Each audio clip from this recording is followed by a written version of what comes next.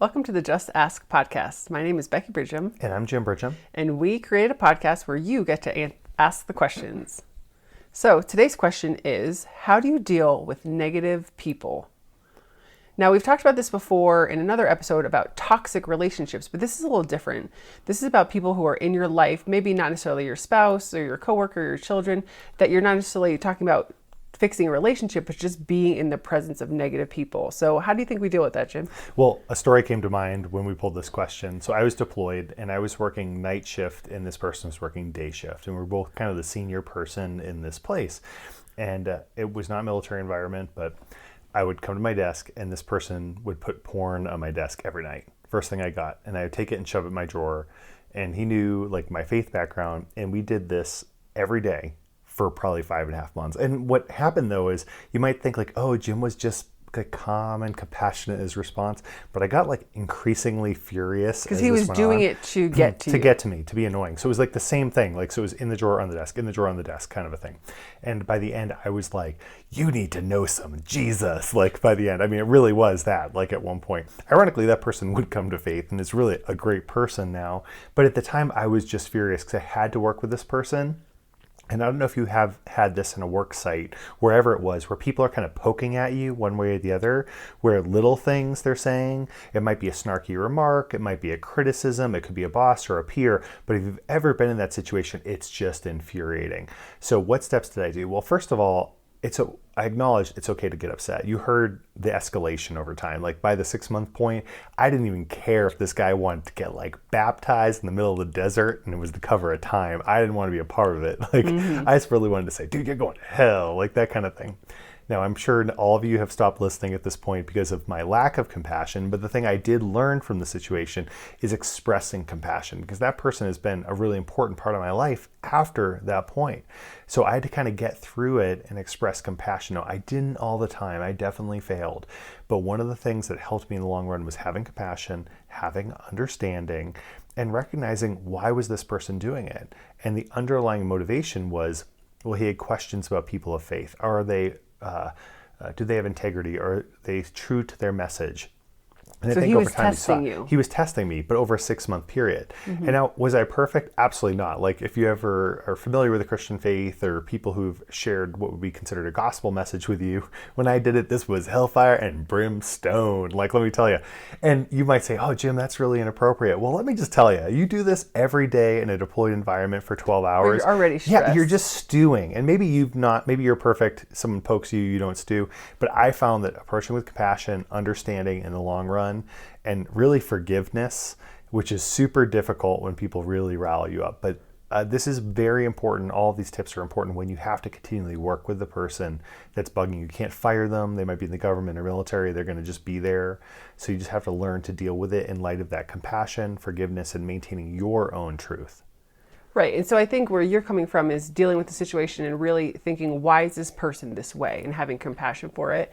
But the first thing that came to my mind was about energy, and how when we talk about energy, sometimes we think food, water, athleticism, how much energy do you have in your body? But the flip side of that is that we all have energy. Like everything is created of energy. And so, when you're around certain people who have like a positive vibe or a negative vibe, or you can like sense that they have this like spiritual beingness to them. We all have energy and we carry that around with us in different places.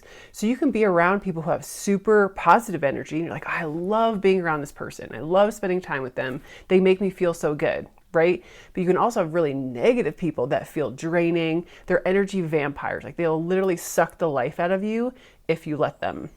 And so one of the things that I've taught in one of my courses is this idea of you do not have to plug yourself into that energy. So just like an energy of an electrical outlet, if you view, say, your body as, having, say, electrical cords coming through it, and when you hang out with your spouse, you literally plug into their energy. When you hang out with your kids, you plug in, like you're connected to them. But there's a way you can use this visually, or you can prepare your mind and your heart and your soul before you enter into negative situations to think, I am going to be present, but I'm not going to be plugged in. And so you can be around negative people without that feeding off of them or them sucking the life out of you. And it sounds silly, but when you enter into that space prepared and you have not necessarily a guard, because you still want to be open and in the present, be present where you are, but you don't have to let people suck the life out of you. That's a choice that you can make. Yeah. And on that, the lines of energy and combining faith is, if you've ever heard the story of St. Paul and his conversion, he's like the super bad guy, walks down the street, and all of a sudden light appears and he's like a changed man. One meditation I recommend is to do the same thing, to surround yourself with light. That light for you can represent anything that's important to you. In this case, if you remember the story of St. Paul, it was Jesus. You could surround yourself with Michael or some kind of spirit, or just light, like pick something. But I find that if you can find a minute to 2 minutes, and this can be found if in just running to a bathroom, closing the stall and sitting and surrounding yourself with light. This is something I learned over time. So I just envision this ball of light around me, breaking any kind of cord that's occurred, some kind of energy, like almost if this person's tapped into you and they're sucking energy from you like a vampire, to use the sci-fi analogy. What's happening is you need to break the cord or cut the cord. So I envision that light cutting those cords and refilling me. Now you might see, wow, Jim, that is an exceptional amount of woo-woo. Like there's so much woo-woo in just what you said, I need to like change the channel. Well, there's also some subconscious neurology going on. When you start surrounding yourself with light, and seeing that light filling your presence, your subconscious actually will add energy in your life. You can test this after you listen to this podcast, or even while you're listening. Imagine light filling your body with energy.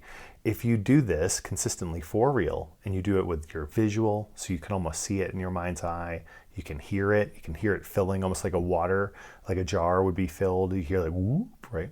Like that. That was real sound effects, folks. Kinesthetically, you can almost feel the light warmth, the warmth of the light. Olfactorily, if you add a smell or a taste, right? So, and gustatory. So you've got all of your 5 senses engaged. What you'll find is you'll actually feel more energized. Now you might, again, think like, wow, that's not gonna work. Just give it a go. Visualization's incredibly powerful.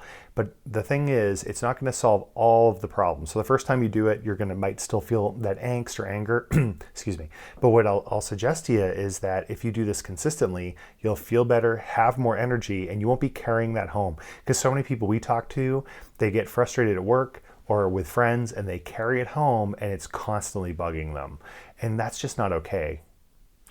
Another aspect of it is if you're around negative people, maybe try to be that alternative, to be that positive influence to the space. So there's urban myth, maybe that Oprah has a sign in her dressing room or in her office that says, you're responsible for the energy that you bring into this room.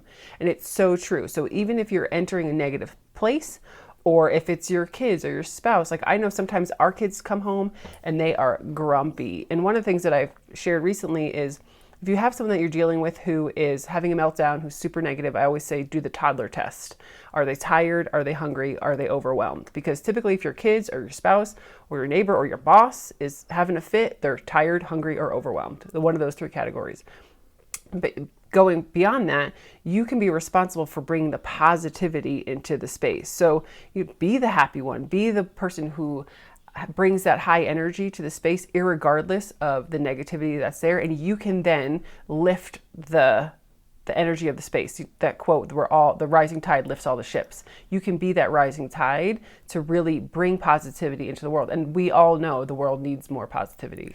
I always say I'm going full Joel from Joel Osteen. If you've ever seen him, he's like, I'm bringing that joy. They're not stealing my joy. And I'm going full Joel today. And so even today we came home we were just outside, and our daughter's like, you guys look like you've been in the surface of the sun. And I'm like, ooh, and I could have responded by saying, watch your language, young lady. But I was like, ooh, somebody needs a snack. I said it like that. And she's like, whatever. I couldn't figure out what to eat. And so I can tell, a lot of times when people, like Becky said, when they're angry or frustrated, there's something else going on. Mm-hmm. And so by not entering into it, you'll be fine. The worst thing you can do is when somebody's poking like this, to enter into that situation. And most of you can think, I guarantee you, listener, right now, can think of a time you did it. Somebody came along and poked, and you were like, bam.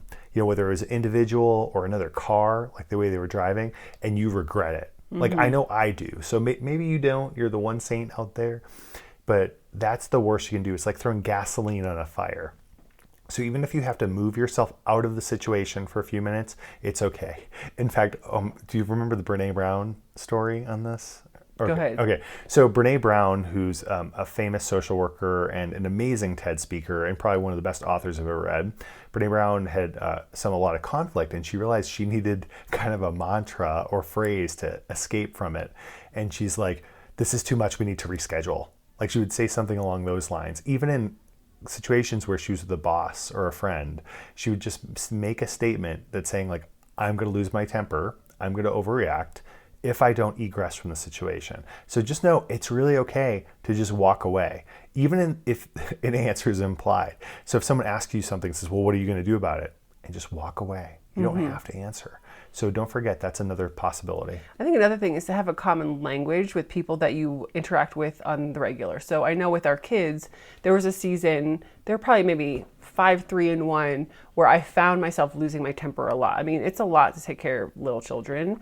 And I was becoming like a yelling mom. And I don't want to be a yelling mom. So I literally had to give them verbiage so that I could tell them at what level they were irritating me.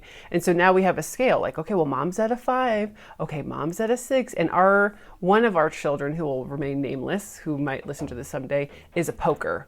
Like that narrows it down to 2, 1 of 2 children, would poke me until I would like lose my ever loving mind. But I would warn her. I'm like, okay, mom's at an 8, and poke. Okay, mom's at a 9, poke. And I was like, I mean, then I could legitimately lose my mind, and she was forewarned. And then everything diffused. Like she just needed to get that response, which was fine.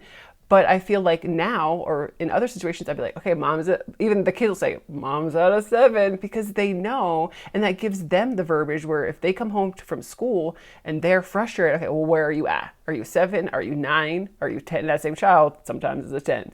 And so... Well, what's funny, just so you know, listener, and when this happens, like Becky doesn't actually get angry as often as it probably sounds, but when it does, the other 2 children and me just slowly walk away, like whatever is going on, like awkwardly away from the situation, because when it happens, it's scary. Because it's so rare, right? Totally rare. But here's what I want people to hear is that this is normal. We have emotions, we have feelings, we get frustrated, we get drained by negativity. And I think the more we are aware of it and the more we are aware how we respond to it, are responsible for our reaction, because we cannot control other people, we can control how we react. That it helps diffuse the situation or helps you get through those situations. Okay, so I'll give one more quick story and then we'll give a wrap up of all these points because we went all over the place.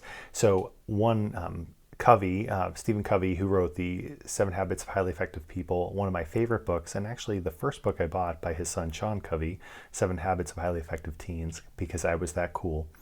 But he talks in the beginning of the 7 Habits. Covey was on a train in New York and he sees these kids going completely wild on the train, like losing their minds. And he's agitated because these kids are so disrespectful. And he sees the dad sitting there with his head down. And he walks up to the dad and he says, "Excuse me, sir, your children are out of control. You need to rein them in." And the dad looks at him and says, I guess they just don't know how to deal with it. We just came from the hospital. Their mom died. And I guess I don't know how to deal with it either. And what a shift. He was so angry, had to express that compassion. He saw the situation differently. He said, now I had to help the kids and help them get to where they need to go. And he said like that was a transformative event in his life where he realized there's always a space between the stimulus and the response. That negative person, their comment, and your response. There's a decision space. And what we've recommended today is one, if you can approach with compassion, please do. Like the second thing is if you want to cut that cord energetically, to recognize that that's something you have the power to do, that you can surround yourself with light or a meditation that's appropriate for you and your faith tradition, go for it, whatever that might be, that you can escape from the situation, that you can say like this just isn't for me. The fifth is to realize like, hey, they might just be hungry or tired. Mm-hmm. And did I miss anything? I think we got them all. Got them all. Okay, so I want to thank you so much for listening today to this podcast. It's our joy to share this with you. If you have any more questions, where can they go? They can go to thejustaskpodcast.com. And that's also where you can go to find all the episodes to click on. Also iTunes, Spotify, and wherever your favorite podcasts are. On iHeartRadio now too, which is we're going up in the world. And you can always follow us individually at Jim Bridgham or at Becky Bridgham on Becky.Bridgham on Instagram, or you can follow our podcast there too. So we can post randomness all day long. I hope you have a spectacular day and thank you so much for listening. Bye.